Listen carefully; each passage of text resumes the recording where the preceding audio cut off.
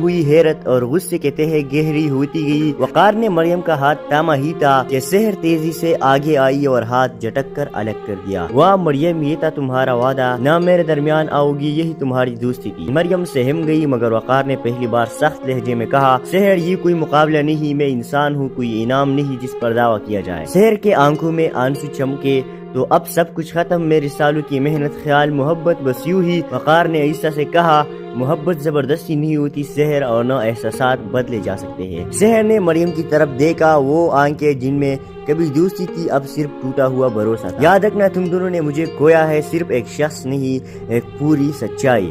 یہ کہہ کر وہ پیچھے ہٹی اور تیزی سے وہاں سے چلی گئی۔ مریم کی آنکھیں نم تھی، دل لرز رہا تھا۔ وقار نے اس کے قریب آ کر دھیمے لہجے میں پوچھا، اب بھی ڈر لگ رہا ہے؟ مریم نے عیسیٰ سے سر جھکا کر کہا، ہاں، لیکن تمہارے ساتھ شاید کم لگتا ہے۔ وقار مسکرا دیا، وہ پہلی نرم مسکراہٹ جس نے ساری پریشانیوں کو لمحہ بھر چپ کر دیا۔ دونوں آگے بڑھے، مگر پیچھے کہیں ایک رشتہ ٹوٹ چکا تھا اور اس کی گونج آنے والے دنوں میں ضرور سنائی دینے والی تھی۔ سحر اگلے چند دن یونیورسٹی میں نظر ہی نہ آئی، نہ کلاسز میں، نہ کیپے میں، نہ کسی گروپ چیٹ میں۔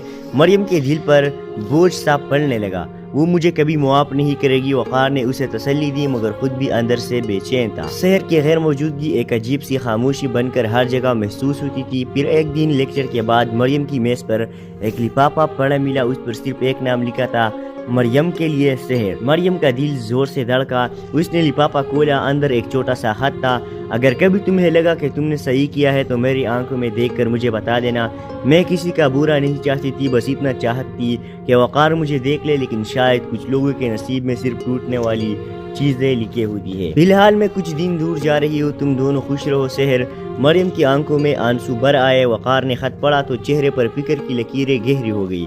یہ ایسے غائب نہیں ہو سکتی، اس کی حالت ٹھیک نہیں لگ رہی ہے، ہمیں اسے ڈھونڈنا ہوگا۔ اسی شام